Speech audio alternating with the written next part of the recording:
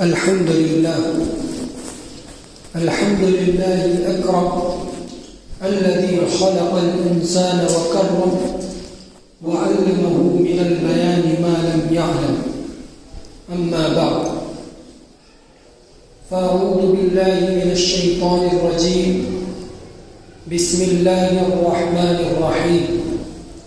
والعصر إن الإنسان لفي خسر إلا الذين آمنوا وعملوا الصالحات وتواصوا بالحق وتواصوا بالصبر. وقال النبي صلى الله عليه وسلم: نعمتان مغبون فيهما كثير من الناس، الصحة والفراغ. محترم مسلمان کرام اور عزیز بزرگوں،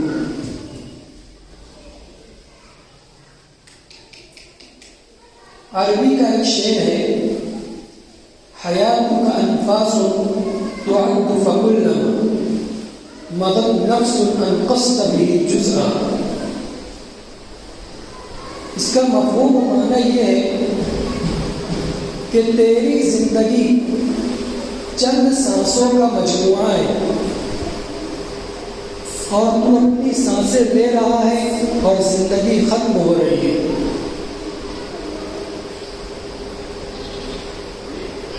ایک اللہ والے کہتے ہیں کہ میں نے ایک برف فروش سے بڑی عبرت حاصل کی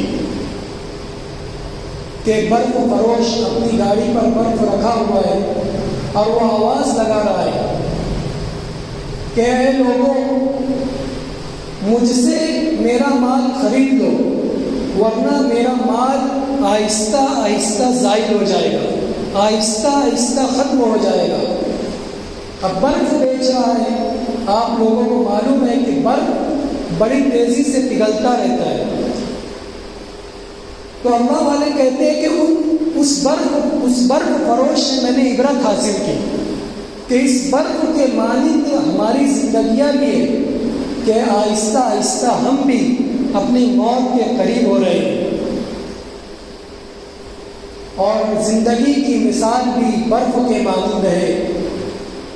ایک شاعر نے کہا: ہو رہی ہے عمر مثل برف کم، رفتہ رفتہ دھیمے دھیمے دم بدم. تو ہماری زندگی ہر وقت ہر لمحہ موت کے قریب ہو رہی ہے اور موت ایک اٹل حقیقت ہے. موت ہر انسان کو آنی ہے. قرآن کریم نے فرمایا: اذا جاء اجلهم لا يستأخرون ساعة ولا يستقدمون، کہ جب موت کا وقت قریب آ جاتا ہے تو موت نہ ایک لمحہ پیچھے ہٹتی ہے اور نہ ایک لمحہ آگے بڑھتی ہے. وقت مقررہ پر موت ہر انسان کو آنی ہے، ہر جاندار کو آنی ہے. کل نفس ذائقۃ الموت، ہر نفس کو موت کا مزہ چکھنا ہے. تو جب ہمیں یہ معلوم ہے کہ ہر انسان کو موت آنی ہے، ہر جاندار کو موت آنی ہے، ہر نفس کو موت آنی ہے، دنیا کی تمام چیزیں ہیں، جتنی بھی جاندار چیزیں ہیں یا جاندار کے علاوہ جتنی چیزیں ہیں، تمام کو ایک دن ختم ہونا ہے. یہ دنیا فانی ہے. یہ دنیا ہمیشہ ہمیشہ کے لیے اللہ تبارک و تعالیٰ نے نہیں بنائی ہے. اس دنیا کا ایک وقت ہے کہ یہ دنیا ختم ہو جائے گی. تو جب ہمیں یہ علم ہو گیا کہ ہمیں ایک دن ختم ہونا ہے، ہمیں ایک دن موت آنی ہے، تو کیوں نہ ہم اپنی زندگی کو اللہ تبارک و تعالیٰ کی اطاعت میں گزارے، نبی کریم صلی اللہ علیہ وسلم کی سنتوں پر گزارے. نبی کریم صلی اللہ علیہ وسلم ہمارے لیے اور صحابہ کرام ہمارے لیے ایک نمونہ ہے، ہمارے لیے ایک آئیڈیل ہے. تو انہوں نے جس طریقے سے اپنی زندگی کو گزارا ہے، اپنے وقت کی حفاظت کی ہے، کیوں نہ ہم اپنے وقت کی حفاظت کر لیں. قرآن کریم میں آتا ہے: ان اللہ یأمرکم ان تؤدوا الامانات الی اہلہا، کہ اللہ تبارک و تعالیٰ تم کو حکم دے رہے ہیں کہ تم امانتوں کو اس کے حق والوں تک پہنچا دو. اب امانت کیا چیز ہے؟ ہم نے امانت کو فقط یہی سمجھا ہے کہ کسی سے کچھ روپیہ پیسہ لے لیا اور وقت کی تعین کر دی کہ فلاں مہینے کی فلاں تاریخ کو میں اس کو واپس ادا کر دوں گا. ہم نے وقت مقررہ پر اس کی قیمت ادا کر دی، ہم اس کو امانت سمجھتے ہیں، اور یہ امانت ہے بھی. لیکن علماء کرام نے لکھا ہے کہ امانت صرف اسی پر منحصر نہیں ہے. امانت صرف پیسے لے کر کسی کو لوٹا دینے کا نام نہیں ہے، بلکہ امانت کا مفہوم بڑا وسیع و عریض ہے. اللہ تبارک و تعالیٰ نے جو ہمیں یہ زندگی دی ہے، یہ بھی اللہ تبارک و تعالیٰ کی امانت ہے. اللہ تبارک و تعالیٰ نے ہمیں توانا اور تندرست جسم عطا کیا ہے، یہ بھی اللہ تبارک و تعالیٰ کی امانت ہے. اسی طرح اللہ تبارک و تعالیٰ نے ہمیں وقت دیا ہے، تو یہ وقت بھی اللہ تبارک و تعالیٰ کی بہت بڑی امانت ہے. حدیث شریف میں آتا ہے نعمتان مغبون فیہما کثیر من الناس، کہ دو نعمتیں ایسی ہیں کہ بہت سے لوگ اس سے دھوکے میں پڑے ہوئے ہیں، اس سے غفلت کرتے ہیں. فرمایا الصحت والفراغ، کہ وہ دو نعمت ایک صحت مندی کی ہے اور ایک وقت کی ہے. کہ اللہ تبارک و تعالیٰ نے جو ہمیں صحت دی ہے، ہم نے اس کا صحیح استعمال کیا یا نہیں کیا؟ ورنہ تو ہوتا ایسا ہے کہ انسان صحت مند رہتا ہے، ہر قسم کی عیاشیوں میں مبتلا ہوتا ہے، اسے یہ خبر تک نہیں ہوتی کہ اللہ تبارک و تعالیٰ نے جو مجھے زندگی دی ہے وہ ایک اصول اور قانون کے مطابق گزارنے کے لیے دی ہے، اسے یہ پتہ تک نہیں ہوتا. لیکن جب یہی ایک انسان بچپن سے گزر کر جوانی میں آ جاتا ہے، اور جوانی سے گزر کر جب بڑھاپے میں آ جاتا ہے، اور آہستہ آہستہ اللہ تبارک و تعالیٰ اپنی دی ہوئی نعمتوں کو اس سے لینے لگتے ہیں، ہاتھ پیر کانپنے لگتے ہیں، عقل سٹیا جاتی ہے، بھولنے کی عادت پڑ جاتی ہے، چلنے سے معذور ہو جاتا ہے، اور ہاتھ اٹھا کر کوئی چیز لینے سے معذور ہو جاتا ہے، تو ایسے وقت میں اس کو اللہ یاد آتا ہے. ایسے وقت میں وہ اپنی اولاد کو کہتا ہے کہ ہر نماز کے وقت مجھے مسجد پہنچا دیجیے، ایک مسجد کے کونے میں بیٹھنے والا بن جاتا ہے.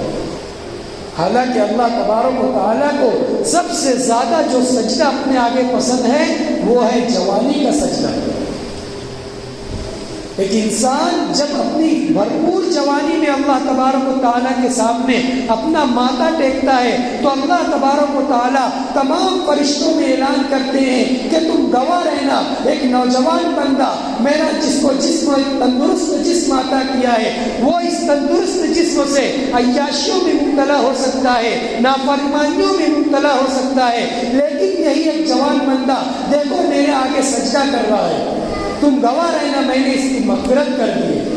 تو جوانی کا سجدہ اللہ تبارک و تعالیٰ کو اتنا زیادہ پسند ہے. تو اللہ تبارک و تعالیٰ نے ہمیں جو صحت دی ہے، یہ بھی اللہ تبارک و تعالیٰ کی بہت بڑی امانت ہے. اسی طرح اللہ تبارک و تعالیٰ نے ہمیں وقت دیا. حدیث شریف میں آیا کہ دو چیزوں سے لوگ دھوکے میں پڑے ہوئے ہیں، صحت مندی سے اور وقت سے.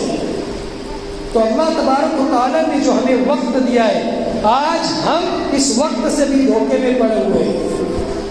ہم اپنی زندگیوں میں غور کریں کہ ہمارے پاس کتنا وقت رہتا ہے، اور ہم اس وقت میں کتنا وقت اللہ تبارک و تعالیٰ کی اطاعتوں میں لگاتے ہیں، نبی کریم صلی اللہ علیہ وسلم کی سنتوں میں لگاتے ہیں، اور کتنا وقت ہم یوں ہی ضائع کر دیتے ہیں. ہم اپنی زندگی کا محاسبہ کریں.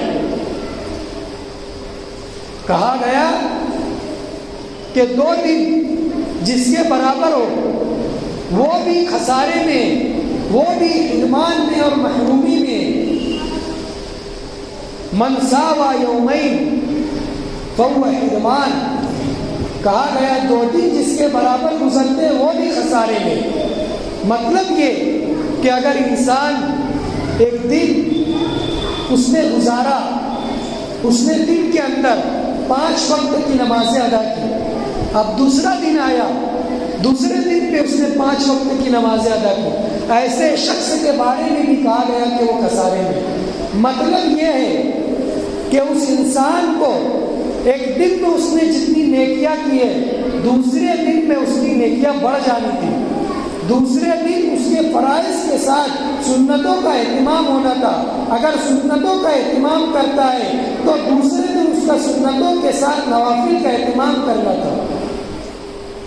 لیکن ہم اپنی زندگیوں پر غور کریں، ہمارا ایک دن تو کیا، ایک مہینہ تو کیا، ہمارے سال کے سال برابر گزر جاتے ہیں.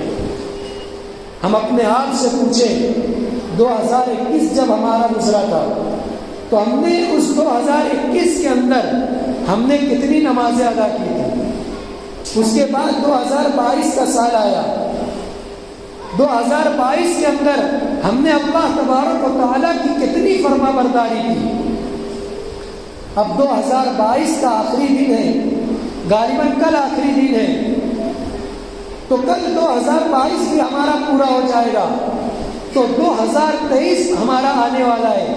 ہم اپنے آپ میں پختہ عزم کریں، پختہ ارادہ کریں، پختہ نیت کریں اور اللہ تبارک و تعالیٰ کے حضور 2 رکعت نفل پڑھ کر اللہ کے حضور ہم توبہ کریں کہ اللہ اب تک کی ہماری زندگی جو گزری وہ غفلتوں میں گزر گئی، وہ تیری نافرمانیوں میں گزر گئی، لیکن اب ہمارا سال پورا ہونے والا ہے.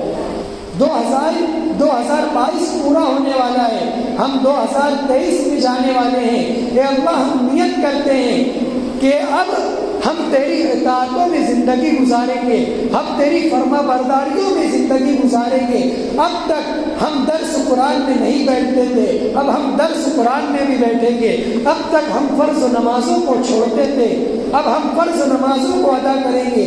یا اب ہم فرض نمازیں تو پڑھتے تھے لیکن سنتوں اور نوافل کا اہتمام نہیں کرتے تھے، اب ہم فرض نمازوں کے ساتھ سنت اور نوافل کا اہتمام کریں گے.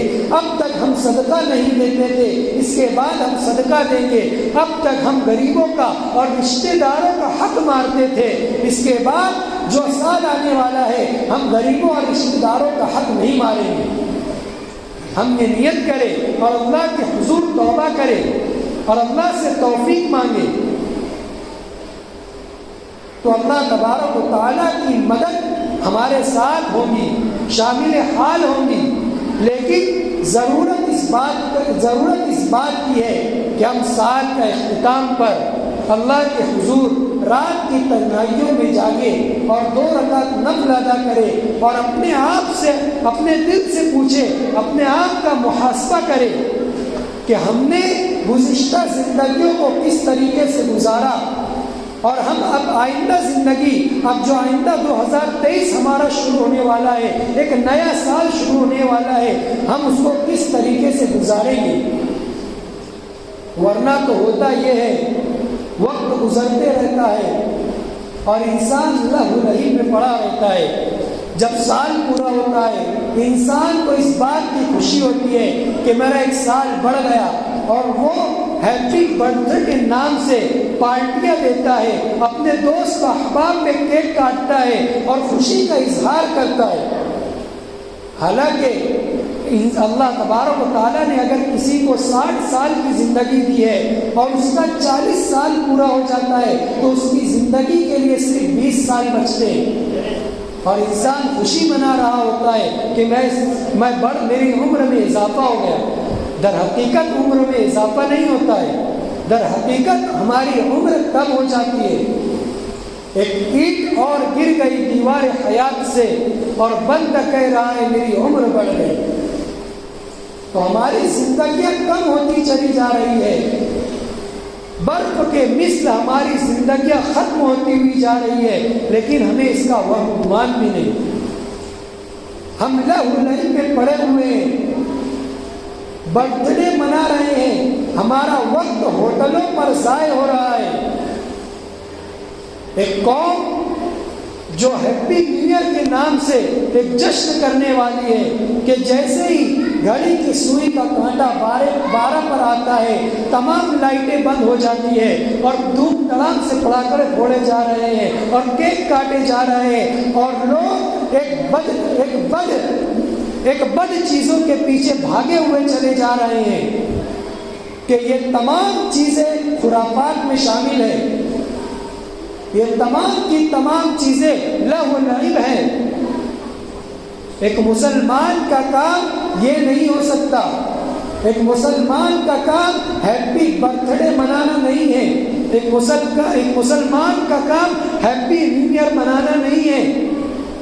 ایک مسلمان کا کام تو یہ ہے کہ جب نیا سال شروع ہو اور گزشتہ سال جب ختم ہو تو اپنے آپ کا وہ محاسبہ کرے، اپنی زندگی کا محاسبہ کرے کہ وہ اپنی زندگی میں کتنے سال اس نے یوں ہی ضائع کر دیے، کتنے لمحے اور کتنا وقت اس نے یوں ہی ضائع کر دیا۔ اگر ضائع ہو گئے ہیں تو اللہ کے حضور توبہ کرے کہ اللہ یہ لمحے، یہ اوقات، یہ زمانے، یہ سال ہمارے ضائع ہو چکے ہیں، ہم اس پر توبہ کرتے ہیں اور آئندہ زندگی کے بارے میں ہم تجھ سے توفیق مانگتے ہیں کہ ہم آئندہ زندگی کو تیری اطاعتوں میں گزاریں گے، تیری فرما برداریوں میں گزاریں گے۔ یہ تمام چیزیں جو ہے، یہ ہیپی برتھ ڈے ہو گیا، یہ ہیپی نیو ایئر ہو گیا، یہ تمام کی تمام چیزیں یہودیوں کی دین ہیں۔ اور حدیث شریف میں آتا ہے من تشبہ بقوم فہو من، کہ جو شخص کسی قوم کی مشابہت اختیار کرتا ہے وہ بھی اسی میں سے ہے۔ اب ہم غور کریں، کل قیامت کے حضور ہر شخص نفسا نفسی کے عالم میں ہوگا، ہر شخص اپنے کیے ہوئے گناہوں کے بقدر پسینے میں شرابور ہوگا۔ ایسے وقت میں ہر انسان کہہ رہا ہوگا اے اللہ آج میرا کیا بنے گا، اے اللہ آج میرا کیا بنے گا۔ انسان تو کیا، انسانوں کے ساتھ ساتھ ہر نبی یہ کہہ رہا ہوگا، حالانکہ نبی انبیاء تمام کے تمام انبیاء معصوم ہیں، تمام کے تمام انبیاء اللہ تبارک و تعالیٰ نے ان کی بخشش کر دی ہے، لیکن ہر نبی یہ کہہ رہا ہوگا کہ آج میری کیا بنے گی۔ ایسے وقت کے اندر ہمارا کیا بنے گا ہم اپنے آپ سے پوچھ سکتے ہیں، ہم اپنا محاسبہ خود کر سکتے ہیں کہ ہم نے اپنی زندگیوں میں یہودیوں کے بتائے ہوئے طریقے پر کتنا عمل کیا ہے اور نبی کریم صلی اللہ علیہ وسلم کے بتائے ہوئے طریقے پر کتنا عمل کیا ہے۔ تو یہ تمام کی تمام جو چیزیں ہوتی ہے، ہیپی برتھ ڈے ہوتا ہے، اور جب نیا سال کا اختتام ہوتا ہے، نیا سال جب شروع ہوتا ہے اور پرانے سال کا اختتام ہوتا ہے، اس وقت ایک جشن منایا جاتا ہے ہیپی نیو ایئر کے نام سے۔ یہ تمام کی تمام چیزیں یہ یہودیوں کی دین ہیں۔ اگر ہم ان چیزوں میں شامل ہوتے ہیں، ان چیزوں کو کرتے ہیں، تو ہمارا بھی حشر ان غیر قوموں کے ساتھ ہوگا، ان یہود و نصارہ کے ساتھ ہوگا۔ صاف صاف نبی کریم صلی اللہ علیہ وسلم کا ارشاد ہے من تشبہ بقوم فہو من، کہ جو شخص بھی کسی قوم کی مشابہت اختیار کرے گا، یعنی کہ اس جیسا عمل کرے گا، تو وہ شخص بھی اسی میں سے ہوگا۔ تو ہم اپنے آپ کا محاسبہ کریں، یہودیوں کی دین پر ہم عمل نہ کریں، یہودیوں کے بتائے ہوئے طریقوں پر ہم عمل نہ کریں۔ یہودیوں سے فقط صرف اور صرف مسلمانوں کا نقصان ہوا ہے، ہر طریقے سے نقصان ہوا ہے۔ عقائد کا سب سے بڑا جو نقصان پہنچا ہے وہ یہودیوں کی وجہ سے پہنچا ہے۔ ہم معلومات حاصل کریں تو ہمیں یہ بات معلوم چلے گی کہ انٹرنیٹ پر 4 لاکھ ویب سائٹ ایسی ہے جو مذہب کے نام سے چلتی ہے، اس میں سے 2 لاکھ ویب سائٹ ان یہودیوں کی بنائی ہوئی ہے، اور ان ویب سائٹ کا ان کا کام صرف یہی ہے کہ مسلمانوں کے عقائد کو خراب کرنا۔ ہم اپنے بچوں کو جب انگلش میڈیم بھیجتے ہیں، انگلش میڈیم میں بھیجنے کے بعد ہم بڑے آرام سے لوگوں کو یہ بولتے پھرتے ہیں کہ میرا چھوٹا بیٹا انگلش میں بات کرتا ہے، انگلش میڈیم میں پڑھتا ہے، لیکن کیا ہم نے کبھی یہ غور کیا ہے کہ انگلش میڈیم میں ان کے عقائد پر کیا حملے ہو رہے ہیں؟ ایک چھوٹا بچے کو عقائد کس طریقے سے وہ خراب کرتے ہیں۔ ایک چھوٹے بچے کو کیا چاہیے ہوتا ہے؟ ایک چھوٹا بچہ ہوتا ہے وہ ایک چھوٹی سی چاکلیٹ سے خوش ہو جاتا ہے۔ ان یہودی کی اسکولیں ایسی ہیں، ان یہودیوں نے اپنی اسکولوں کو اس طریقے سے بنایا ہے کہ اپنی کلاس میں ہر ٹیچر یہ اعلان کرتا ہے کہ بیٹا تم آواز لگاؤ کہ اللہ ہمیں چاکلیٹ دے دیجیے۔ جب بچے آواز لگاتے ہیں ان کو چاکلیٹ نہیں ملتا، اس کے بعد وہ کہتے ہیں کہ بچوں آواز لگاؤ کہ محمد صلی اللہ علیہ وسلم ہمیں چاکلیٹ دے دیجیے۔ بچے آواز لگاتے ہیں، چاکلیٹ نہیں ملتا، اس کے بعد یہودی حملہ کرتے ہیں اور کہتے ہیں بچوں آواز لگاؤ کہ عیسیٰ ہمیں چاکلیٹ دے دیجیے۔ وہ اپنے پیر سے بٹن دباتے ہیں، چھت سے چاکلیٹ گرتا ہے، ان کے عقائد پر حملہ ہوتا ہے اور کہتے ہیں بچوں تم نے آواز لگائی کہ اللہ ہمیں چاکلیٹ دے دیجیے، تمہیں چاکلیٹ نہیں ملا، اس کے بعد تم نے اپنے نبی کو پکارا کہ محمد صلی اللہ علیہ وسلم چاکلیٹ دے دیجیے، تمہیں چاکلیٹ نہیں ملا، اس کے بعد تم نے حضرت عیسیٰ کو پکارا تو تم لوگوں کو چاکلیٹ مل گیا۔ ایسے اس طریقے سے یہودیوں نے ہمارے مسلمان بچوں پر حملہ کیا ہے۔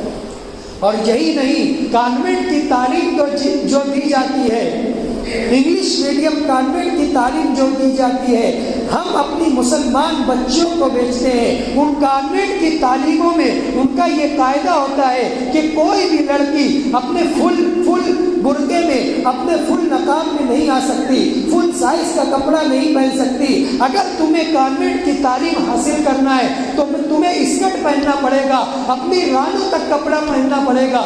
یہ کہاں سے آیا؟ یہ کس کی دین ہے؟ ہم کہاں الٹے پھرے جا رہے ہیں؟ ہم اپنی زندگیوں میں غور کریں، ہم اپنی اولادوں کو میں غور کریں کہ ہم کس کے دھانے پر ان کو چھوڑ کر آ چکے ہیں، ہم کس کی تعلیمات کے مطابق ہم ان کو زندگی گزارنے کا موقع دے رہے ہیں۔ یہ یہودیوں کی تمام چیزیں یہ یہودیوں کی دین ہے۔ ہمیں ان تمام لہو کو چھوڑنا پڑے گا۔ نبی کریم صلی اللہ علیہ وسلم کی تعلیمات کے مطابق ہمیں اپنی زندگیوں کو گزارنا پڑے گا۔ اگر نجات کا کوئی راستہ ہے تو نبی کریم صلی اللہ علیہ وسلم کی تعلیمات میں اس کے علاوہ نجات کا راستہ مل ہی نہیں سکتا۔ ایک تو عقائد خراب کرنے کا کام ان یہودیوں نے کیا، اور دوسرا عقائد خراب کرنے کا کام نام نہاد مسلمان کر رہے ہیں۔ وہ مسلمانوں کو صحابہ کرام سے کاٹنا چاہتے ہیں، بڑی تیزی میں وہ ہمارے اپنے گاؤں میں پھیل رہے ہیں۔ ہم اپنے علماء سے پوچھیں، ہم اپنے ائمہ مساجد سے پوچھیں کہ صحیح تعلیمات کون دیتا ہے، صحیح عقائد کیا ہے، ورنہ تو ہو رہا یہ ہے کہ لوگ یہ کہہ رہے ہیں کہ تعلیمات صرف اور صرف قرآن اور حدیث ہے، اور اس میں کوئی شک بھی نہیں ہے کہ قرآن حدیث یہ برحق ہے، لیکن لوگ اس بات کو بتا کر صحابہ کرام سے ہمیں کاٹنا چاہتے ہیں، صحابہ کرام سے ہمیں ہٹانا چاہتے ہیں، اسلاف کی زندگیوں سے ہمیں دور کرنا چاہتے ہیں۔ ایک بات ہمیشہ یاد رکھنا، اگر ہم نے اپنی زندگی میں صحابہ کرام کو چھوڑ دیا، صحابہ کرام کے بتائے ہوئے طریقوں کو چھوڑ دیا، تو ہم سے بڑا گمراہ کوئی نہیں ہو سکتا۔ میں آپ لوگوں کو ایک چھوٹی سی مثال دوں گا۔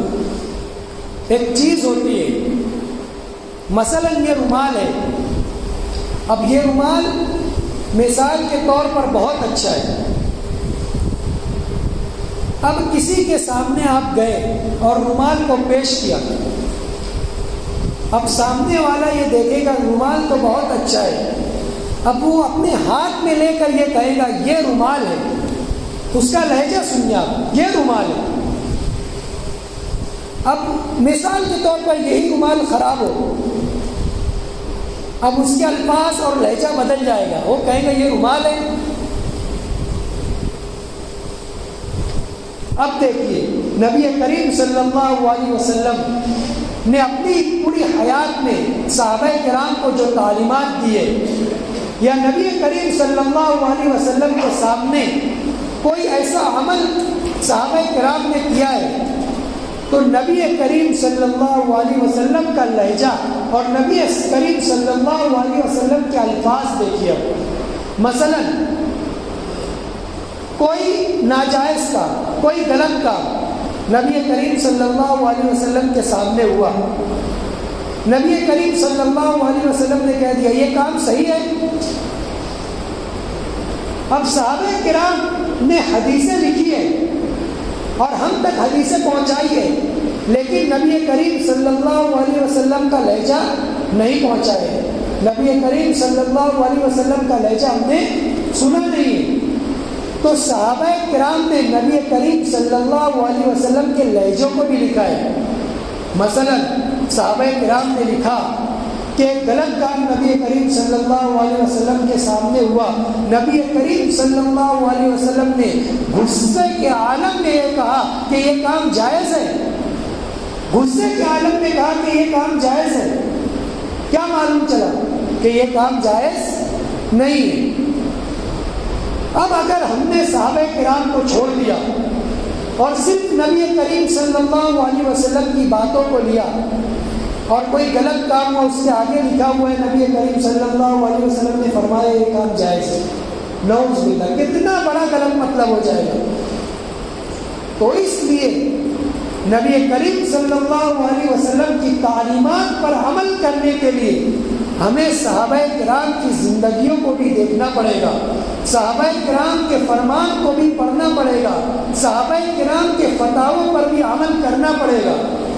ورنہ صحابہ کرام کو چھوڑ کر ہم سے بڑا گمراہ کوئی ہو نہیں سکتا. آج جو کوششیں کی جا رہی ہے اہل حدیث کے نام سے، اہل قرآن کے نام سے جو فرقے وجود میں آ رہے ہیں، ان کا یہی کام ہے. وہ یہی کہتے ہیں کہ اللہ تبارک و تعالیٰ نے قرآن کریم میں تمام چیزیں بیان کر دی ہے. قیامت دنیا جب سے بنی ہے، جب سے لے کر قیامت تک کا علم قرآن کریم میں ہے. وہ یہ کہتے ہیں اور وہ یہ ساتھ ساتھ یہ کہتے ہیں کہ قرآن کے بعد حدیث کوئی چیز نہیں ہے. اور اس کے بعد ایک دوسرا فرقہ جو صرف حدیث پر عمل کرنے والا ہے وہ یہ کہتا ہے کہ حدیث میں تمام چیزوں کا علم ہے، صحابہ کرام کوئی چیز نہیں ہے. حالانکہ قرآن کریم میں صاف اعلان ہوا اطیعوا اللہ و اطیعوا الرسول و اولی الامر منکم. اللہ تبارک و تعالیٰ کا ارشاد ہے کہ تم اللہ کی اطاعت کرو اور اس کے ساتھ نبی کریم صلی اللہ علیہ وسلم کی اطاعت کرو. آگے فرمایا وَأُولِي الْأَمْرِ مِنْكُمْ، اور تم علم والوں کی اطاعت کرو، جو تم میں سے قرآن اور حدیث کا علم رکھتے ہیں ان کی اطاعت کرو. اب ہم اور آپ بتائیں، ہم اپنے آپ سے سوال پوچھیں کہ جو شخص نبی کریم صلی اللہ علیہ وسلم سے براہ راست علم کو سیکھا ہو، براہ راست قرآن کو سمجھا ہو، براہ راست نبی کریم صلی اللہ علیہ وسلم سے نبی کریم صلی اللہ علیہ وسلم سے احادیث سنی ہو، اس سے زیادہ علم کسی کے پاس ہو سکتا ہے؟ نہیں ہو سکتا، بالکل نہیں ہو سکتا. تو ہم اپنی زندگیوں میں ہم اپنی جو وقت ہے، ہم اپنے وقت کا صحیح استعمال کر کے ہم علم کو جو سیکھ رہے ہیں وہ صحیح علماء کرام سے سیکھے. ایسے علماء کرام سے جو قرآن کو بھی مانتا ہو، حدیث کو بھی مانتا ہو اور صحابہ کرام کو بھی مانتا ہو. ورنہ آج نئے نئے فرقے وجود میں آ رہے ہیں. کوئی تو ہمیں قرآن سے توڑ رہا ہے، کوئی تو ہمیں حدیث سے توڑ رہا ہے اور کوئی صحابہ کرام سے دور کر رہا ہے. اللہ تبارک و تعالیٰ نے جو ہمیں زندگی دی ہے ہم اس کا وہی صحیح استعمال کریں. میں کل میری ملاقات مفتی عامر یاسین ملنے سے ہوئی. انہوں نے مجھے ایک نصیحت کی کہ بیٹا وقت کا صحیح انتخاب کرو، کہ یہ وقت اللہ تبارک و تعالیٰ کی بہت بڑی نعمت ہے. الوقت اثمن من الذهب، عربی میں کہا جاتا ہے، انگلش میں کہتے ہیں نا ٹائم از گولڈ، کہ وقت تو سونا ہے، ٹائم سونا ہے، لیکن عربی میں کہا جاتا ہے الوقت اثمن من الذهب، کہ جو وقت ہے وہ سونے سے بھی بڑی چیز ہے۔ تو انہوں نے مجھے نصیحت کی، بیٹا کس وقت کا صحیح انتخاب کرو، اور اس کے بعد کہا کہ جمعرات کا وقت ہوتا ہے، تم مدرسہ پڑھاتے ہو، تمہاری چھٹی ہو جاتی ہے، تو جمعرات کے وقت عصر بعد سے لے کر جمعہ کی سنیچر کی صبح تک یہ تمہارے پاس جو وقت ہے، مدرسے کے علاوہ کا وقت ہے، چھٹی کے علاوہ کا وقت ہے، ان وقتوں کا صحیح انتخاب کرو کہ تمہارا یہ وقت کہیں ضائع نہ ہو جائے۔ تم صحیح لوگوں سے ملاقات کرو، ایسے لوگوں سے ملاقات کرو کہ ان کی ملاقات کرنے میں تمہارے علم میں اضافہ ہو، تمہارے تجربے میں اضافہ ہو۔ ہم بھی اپنی زندگیوں میں غور کریں کہ ہم نے وقت کا صحیح انتخاب کیا یا نہیں کیا۔ صبح ہوتی ہے، پہلی بار تو اللہ تبارک و تعالیٰ ہمیں معاف کرے، ہماری صبح کب ہوتی ہے؟ ہم اپنے دل سے پوچھیں ہماری صبح کب ہوتی ہے؟ کوئی 10 بجے، کوئی 11 بجے، کوئی 12 بجے، نہ نمازوں کا کوئی خیال۔ تو ہم اپنے وقت کا صحیح استعمال کریں۔ سب سے پہلے تو ہم صبح فجر میں اٹھ جائیں، اس کے بعد اللہ کے حضور اپنے ماتھے کو ٹیکے، اس کے بعد ہم اپنے کاروبار میں لگے، اور کاروبار بھی ہمارا ایسا ہو کہ ہمارا وقت اس میں ضائع نہ ہو، حلال قسم کا کاروبار ہو، اور ہم ایسے لوگوں سے دور رہیں جو ہمارے وقت کے ضیاع کا سبب بنتے ہیں، ہمارے وقت کو ضائع کرنے والے بنتے ہیں۔ ہم ہوٹلوں سے اجتناب کریں، ہوٹلوں پر بیٹھ کر ہم نہ جانے کئی گھنٹے یوں ہی ضائع کر دیتے ہیں۔ ہم اپنے نفس سے، ہر ایک اپنے نفس سے پوچھ سکتا ہے کہ ہم اپنے وقت کا صحیح استعمال کر رہے ہیں یا نہیں کر رہے ہیں۔ وقت، اگر ہم نے وقت کا صحیح انتخاب نہیں کیا اور ہم نے اگر وقت کی قدر نہیں کی تو وقت ہمیں ضائع کر دے گا، وقت ہمیں برباد کر دے گا۔ اگر ہم نے وقت کی صحیح قدر کر لی تو زمانہ ہمیں مرنے کے بعد بھی یاد رکھے گا، ورنہ تو یہ بھی زندگی ہے، وہ بھی زندگی ہے، کوئی وقت کے صحیح انتخاب میں گزار دے، کوئی وقت کے غلط انتخاب میں گزار دے، دونوں کی زندگیاں ختم ہو جائے گی۔ لیکن اس آنکھ کے بند ہونے کے بعد، منو من مٹی کے نیچے دفن ہو جانے کے بعد جب ہماری ایک آخرت کی زندگی شروع ہوگی، اس آخرت کی زندگی میں کہیں ہمارے لیے خسارہ نہ بن جائے، کہیں ہم جب اس وقت افسوس نہ کریں کہ کاش کہ ہم دنیا کی دی ہوئی زندگی میں وقت کا صحیح انتخاب کر کے اپنی زندگیوں کو گزار لیتے تو آج ہمیں یہ دن نہ دیکھنا پڑتا، آج ہمیں عذاب میں مبتلا نہ ہونا پڑتا۔ ہر ایک نیت کرے، ہر ایک اپنے دل سے پوچھے اور یہ نیت کر لے کہ آج تک جو ہمارا وقت گزرا ہے، آج تک جو ہماری زندگیاں گزری ہے، نیا سال شروع ہونے والا ہے، گزشتہ سال ختم ہونے والا ہے، 2022 کے اندر جتنی جو ہم سے کوتاہیاں ہو گئی ہے، جتنی ہم نے نمازیں چھوڑ دی ہے، روزے چھوڑے ہیں، روزہ اور صدقات چھوڑے ہیں، اور لوگوں کی حق تلفی کی ہے، غریبوں اور رشتہ داروں کا حق مارا ہے، آئندہ سال جو ہمارا شروع ہونے والا ہے، ہم اپنے دل میں یہ نیت کر لیں اور پختہ ارادہ کر لیں کہ آئندہ سال ہماری ایک وقت ضائع نہ ہوگا اور ایک وقت کی نماز ہماری نہیں چھوٹے گی، ہم زکوٰۃ اور صدقات کو ادا کرنے والے بنیں گے اور رشتہ داروں اور غریبوں کو حق کو ادا کرنے والے بنیں گے۔ ہر ایک یہ نیت کر لیں، نیت کرنا ہمارا کام ہے، اللہ تبارک و تعالیٰ کی ذات دینے والی ہے۔ سب سے پہلے تو ہم توبہ کریں کہ گزشتہ زندگیوں میں جو ہم سے جتنی غفلتیں ہو گئی، جتنی کوتاہیاں ہو گئی، ہم اللہ کے حضور اس پر توبہ کریں۔ اس کے بعد ہم اپنی زندگی، آنے والی زندگی کے لیے عزم مصمم کریں کہ ہم آج کے بعد ایک بھی نمازیں نہیں چھوڑیں گے، اور جو کچھ نمازیں ہماری گزشتہ زندگیوں میں چھوٹ گئی ہے، گزشتہ سالوں میں چھوٹ گئی ہے، اس کی ترتیب بنائیں، ائمہ مساجد کے پاس آئے، یہ ہر وقت کم تنخواہ میں ہماری خدمت کر رہے ہیں، ورنہ ان کی تنخواہ میں، ان کی تنخواہ جتنی ہے ہم ان کی تنخواہ میں اپنا گھر نہیں چلا سکتے۔ ہم اپنے نفس سے پوچھ لیں، یہ کم تنخواہوں کے اندر ہمارے لیے مفتی اسماعیل صاحب مالیگاؤں والے، ایک واقعہ ان کا واٹس ایپ پر گھوم رہا ہے، وہ کہنے لگے کہ ایک شخص میرے پاس آیا، بڑا دلچسپ ہے، وہ کہنے لگے ایک شخص میرے پاس آیا، کہنے لگا مفتی صاحب تم لوگ پگار کائیں کے لیے ہوتے، تم لوگ بھی نماز پڑھو تو ہم لوگ بھی نماز پڑھاتے، تو تم لوگ پگار کا لو، تو بس فرق یہ ہے کہ تم مسلح پہ پڑھو تو ہم لوگ چٹائی پہ پڑھاتے ہیں۔ تو کہنے لگا کہ مجھے ایسے سمجھ میں نہیں آیا، ایک کام کر، تو 5 وقت کی نماز میرے پیچھے اور مؤذن صاحب کے بازو میں ادا کر۔ اب مفتی اسماعیل صاحب نے اس کو کہا، تو کہا ٹھیک ہے۔ تو وہ شخص کہا پہلی نماز میں مؤذن صاحب کے بازو میں نظر آیا، دوسری نماز ہوئی وہ 3-4 لوگوں کو چھوڑ کر نظر آئے، اسی طرح 5ویں نماز میں پہلی صفی میں دیکھا۔ اب مفتی اسماعیل صاحب کہنے لگے کہ میں نماز کے بعد مسجد کے دروازے پر اس شخص کا انتظار کرنے لگا، جب وہ شخص آیا تو میں نے ان سے ملاقات کی اور کہا خیریت، اب کیا خیال ہے آپ کا؟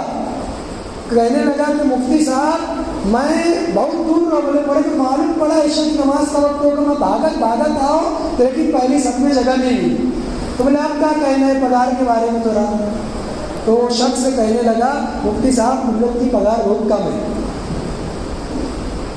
تو یہ ائمہ مساجد میں کہنا چاہ رہا تھا، گزشتہ نمازیں جو ہماری چھوٹی ہے تو ہم اپنے ائمہ مساجد یا محلے کے علماء کرام کے پاس جا کر اس کی ترتیب بنائے کہ ہمارا نیا سال شروع ہونے والا ہے، 2022 ختم ہونے والا ہے، ہم نے اپنی نمازوں میں بہت سی غفلتیں کی ہیں، ہم نہیں چاہتے کہ ہماری آئندہ زندگی اسی طرح غفلتوں میں گزرے۔